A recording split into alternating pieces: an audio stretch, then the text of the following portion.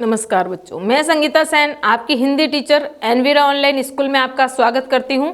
आज हम पढ़ेंगे कक्षा 5 का पाठ 4 त्योहारों का देश। यानी पाठ से ही पता चलता है हमारा देश कैसा है, त्योहारों का देश है। यानी हमारे देश में हर मौसम में या हर महीने में नए नए त्योहार आते रहते हैं और उन त्योहारों को हम बड़े हंसी खुशी से मनाते हैं।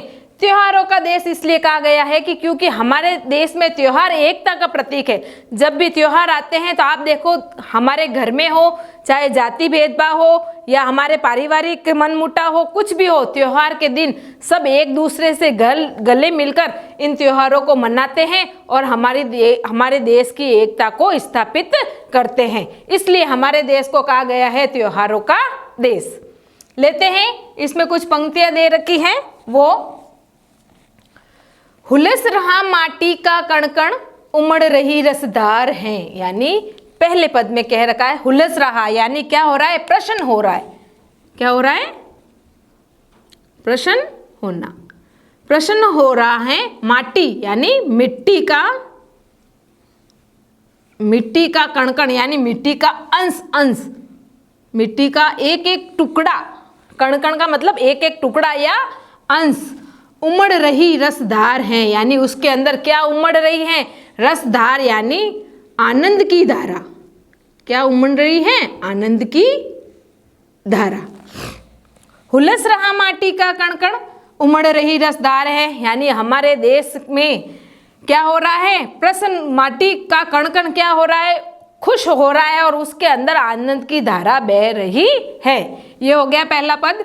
त्योहारों का देश हमारा, हमको इससे प्यार है। यानी हमारा देश कैसा है, त्योहारों का देश है और हमको इससे क्या है, प्यार है।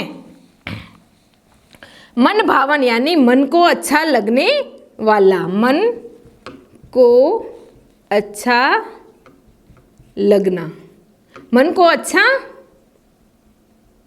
लगना। मन भावन मतलब मन को अच्छा लगना। सावन आते ही हरियाली छा जाती है, यानी मन को अच्छा लगने वाला सावन, सावन का महीना आते ही चारों तरफ क्या छा जाती है, हरियाली छा जाती है, यानी चारों तरफ हरा भरा हो जाता है। क्यों, आपको पता ही है, सावन के महीने में वर्षा ऋतु का मौसम होता है और उस समय आप चारों तरफ देखते हो तो अपने को हरा भरा ही नजर आता है, क्योंकि वर्षा ऋतु होने के कारण उस खेतों में, बाहर, अंदर, जहाँ भी आप देखो तो पेड़ पौधे अपने को हरे हरे दिखते हैं और नए नए फूल खिले हुए भी दिखाई देते हैं। हरियाली का मतलब है यहाँ पर हरा भरा, चारों तरफ हरियाली छा जाती है। राखी के दिन बहन खुशी से फूली नहीं समाती हैं, यानी आपको पता ही है, सावन के महीने में यानी सावन की पूर्णिमा को अपन राखी का त्योहार मनाते हैं। उस दिन बहन फूली नहीं समाती, यानी बहन बहुत खुश होती है। फूली नहीं समाना मतलब बहुत ज़्यादा वो अत्यधिक प्रसन्न होती हैं। क्यों, क्योंकि आपको पता ही है, राखी का त्योहार भाई बहन के बंधन और भाई बहन के प्यार का त्योहार है। तो उस दिन, राखी के दिन बहन खुशी से फूली नहीं समाती हैं, यानी बहुत खुश होती हैं। बहुत खुश होना, यानी राखी के दिन बहन फूली नहीं समाती। क्या करती है बहन राखी के दिन, आपको पता ही है, बाजारों में जाएगी और अपने भाइयों के लिए नारियल, मिठाई, अच्छी अच्छी राखियाँ लेकर आती है और राखी के दिन भाई को राखी बांधकर उसकी रक्षा का वचन लेती हैं।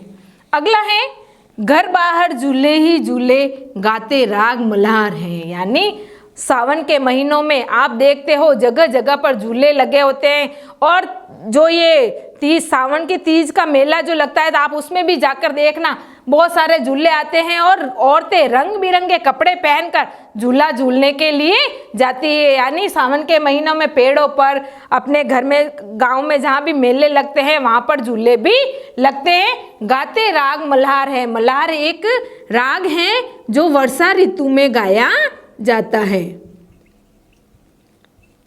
वर्षा ऋतु में गाया जाने वाला राग, यानी राग मल्हार कब गाया जाता है, वर्षा ऋतु में।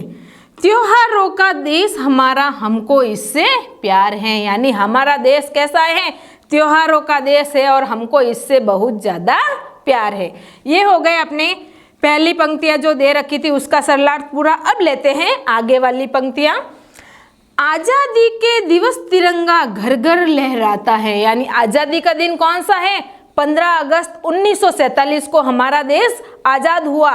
तब से लेकर आज तक हम तिरंगा घर घर लहराते हैं। यानी तिरंगा आप देखते हो 15 अगस्त के दिन स्कूलों में, घरों में, जगह जगह आपको राष्ट्र ध्वज दिखाई देता है।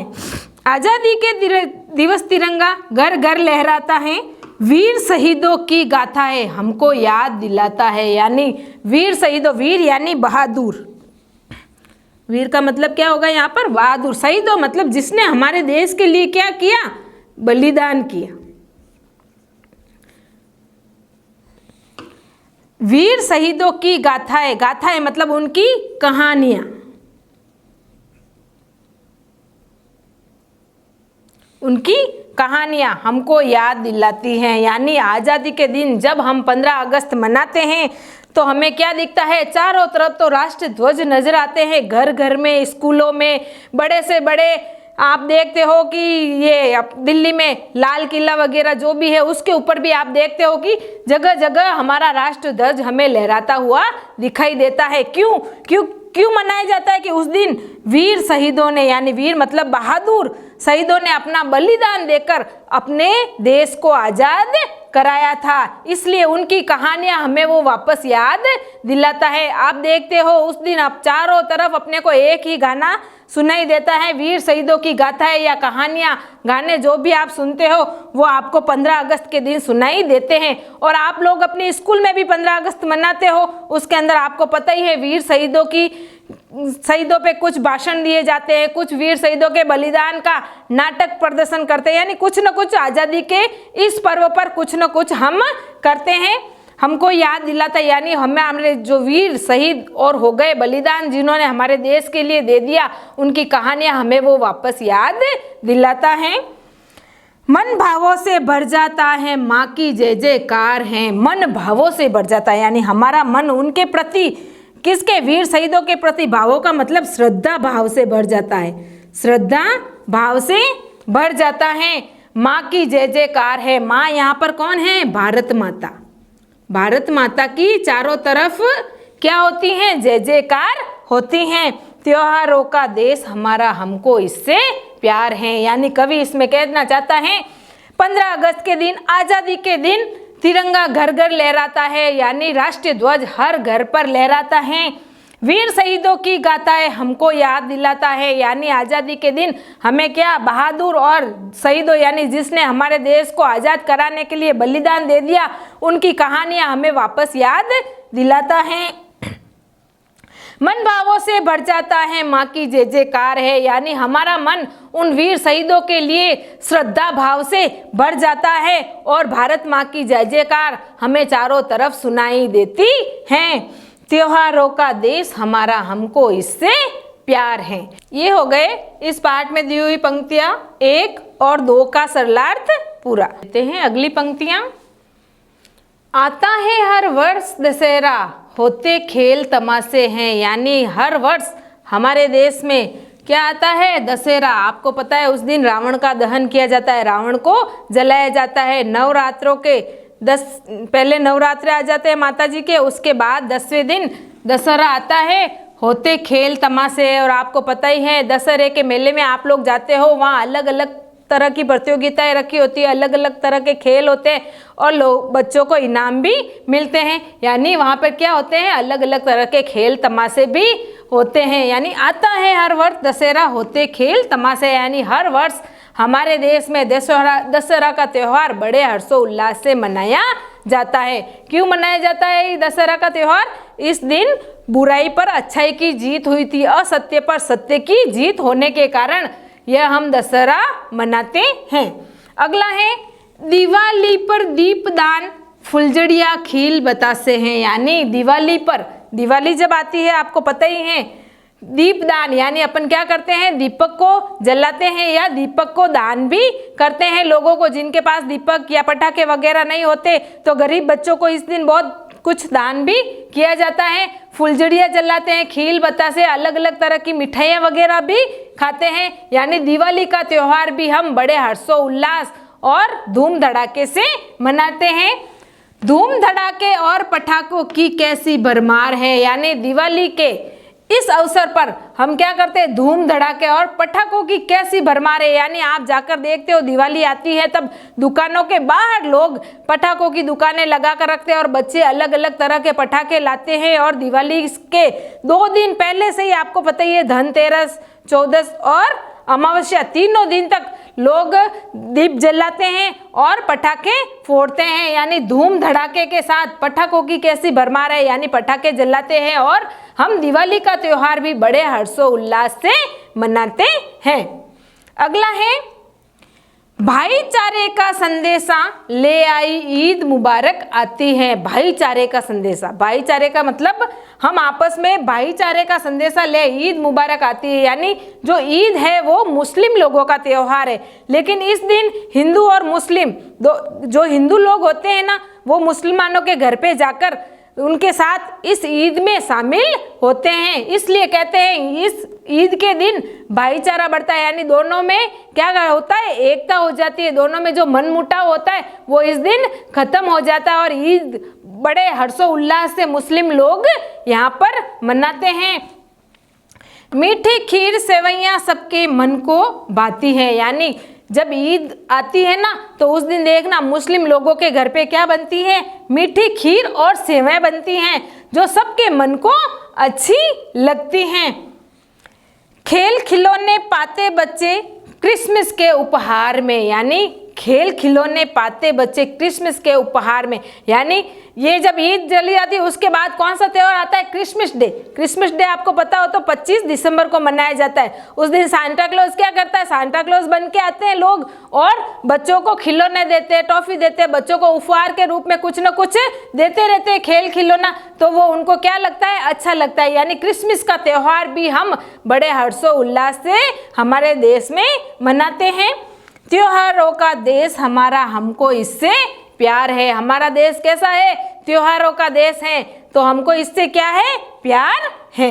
ये हो गए अपने पंक्तियां तीसरी और चौथी पूरी। लेते हैं अगली पंक्तियां।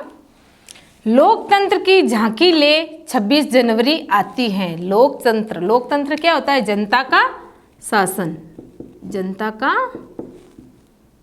शासन। लोकतंत्र की झांकी ले 26 जनवरी आती है, यानी जनता का जब शासन होता है तो आपको पता है 26 जनवरी के दिन हम लोग क्या करते हैं और 26 जनवरी पहले हम मनाते क्यों हैं। 26 जनवरी 1950 को हमारा संविधान बनकर तैयार हुआ था और लागू हुआ था, इसलिए हम क्या करते हैं 26 जनवरी मनाते हैं। और जो संविधान बना था वो उसके अंदर जनता का, जनता के लिए, जनता द्वारा शासन उसके अंदर लिखा हुआ है। तो लोकतंत्र का शासन यानी जो हमारा जो संविधान है उसके अंदर हमारे द्वारा ही शासन किया जाता है, जनता द्वारा। तो हमारा शासन और हमारे संविधान में क्या लिखा है, ये जनता का ही शासन है, इसलिए हम 26 जनवरी मनाते हैं। 26 जनवरी 1950 को संविधान बनकर लागू हुआ था, इसलिए हम 26 जनवरी का त्योहार मनाते हैं। बासंती फूलों की खुशबू झोली में भर जाती है। बासंती फूलों की खुशबू यानी जब 26 जनवरी आती है उस वक्त कौन सा मौसम होता है, बसंत ऋतु होती है। उस वक्त वर्षा ऋतु थोड़ी समाप्त होने आती है और सारी तरफ क्या होते हैं, तरह तरह के फूल खिले होते हैं और फूलों की खुशबू झोली में भर जाती है और उस फूलों की खुशबू चारों तरफ फैल जाती हैं। होली में डब ढोल मंजीरे रंगों की बौछारें, यानी जैसे ही बसंत ऋतु खत्म होती है तो क्या आ जाती है, जनवरी के बाद फरवरी और मार्च के बीच में होली आती।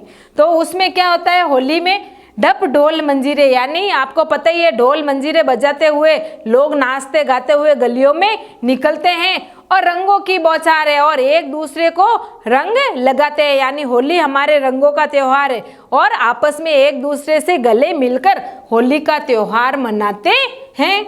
त्योहारों का देश हमारा, हमको इससे प्यार है। यानी इन पंक्तियों में पूरा क्या कहा गया है कि हमारे देश में जब 26 जनवरी आती है तो उसको भी हम बड़े हर्षोल्लास से मनाते हैं। और उसके बाद बसंत ऋतु में जब बसंत पंचमी आती है तो उसको भी हम बड़े हर्षोल्लास से मनाते हैं। और बसंत पंचमी के बाद क्या आती है? होली। और होली को भी हम रंगों का त्योहार है, इसलिए रंगों की चारों तरफ बौछार होती रहती है और लोग नाचते गाते हुए ढोल मंजीरे बजाते हुए होली का त्योहार मनाते हैं। त्योहारों का देश हमारा, हमको इससे प्यार है। तो इसमें कहते हैं कि हमारा देश क्या है? त्योहारों का देश है और हमको इससे प्यार है। ये हो गई अपनी सारी पंक्तियां पूरी। उसके बाद अपन देखते हैं इस पाठ में कौन कौन से त्योहार मनाए गए हैं और किस तरीके से। जैसे पहली पंक्तियों के अंदर था सावन महीना, उसके अंदर राखी का त्योहार आता है। आपको पता है राखी का त्योहार जो भाई बहन के प्यार को बढ़ाता है। अगला आया था स्वतंत्रता दिवस, आजादी का दिन, है ना। 15 अगस्त को हम इसको भी बड़े हर्षोल्लास से मनाते हैं। अगला त्योहार कौन सा आया था? दशहरा। दशहरा को हम क्या करते हैं? रावण का दहन करते हैं, यानी उस दिन हम रावण को जलाते हैं। तो ये त्योहार भी हम बड़े हर्षोल्लास से मनाते हैं। दशहरा के बाद आती है दिवाली। दिवाली पर हम माँ लक्ष्मी की पूजा करते हैं और दीप जलाकर अपने घरों को रोशन करते हैं। ये हो गया दीपदान का त्योहार। अगला है ईद। ईद मुस्लिमों का त्योहार है।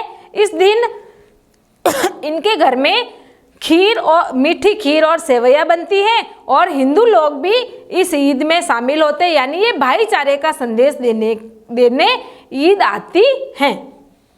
अगला है 26 जनवरी। 26 जनवरी है गणतंत्र दिवस। इस दिन क्या हुआ था? मैंने आपको बताया था 26 जनवरी 1950 को हमारा संविधान बनकर तैयार हुआ था और हमारे देश पर लागू हुआ था, जिसके अंदर यही लिखा था कि जनता द्वारा जनता के लिए, जनता द्वारा शासन किया जाएगा। तो 26 जनवरी हमारे लिए एक लोकतांत्रिक त्योहार है। ये भी हम सब मिलकर मनाते हैं और हमारे संविधान में लिखे हुए सभी शब्दों का और जो भी नियम लिखे हुए हैं उनका हम पालन भी करते हैं। अगला है बसंत पंचमी। बसंत पंचमी भी 26 जनवरी के बाद आती है। उसमें क्या होता है? इस दिन आपको पता हो तो सरस्वती माता का जन्मदिन है और इस दिन सारी औरतें और बच्चे क्या करते हैं? पीले वस्त्र पहनते हैं और बसंत पंचमी मनाते हैं। अगला त्योहार आया था होली। आपको पता ही है होली रंगों का त्योहार है और रंगों के त्योहार में आप देखते हो बच्चे बड़े सारे क्या करते हैं? ढोल मंजीरे ढोलकी वगैरह सब लेकर बाजारों की और गलियों में निकलते हैं, एक दूसरे को रंग लगाते हैं और होली का त्योहार मनाते हैं। ये सारे त्योहार हमारे देश में मनाए जाते हैं। वैसे तो और भी त्योहार मनाए जाते हैं, लेकिन आपने जो ये पाठ पढ़ा है इसके अंदर इन सब त्योहारों का उल्लेख है। ये हो गया आपने कक्षा 5 के पाठ 4 त्योहारों का देश का भाग 1 पूरा। धन्यवाद।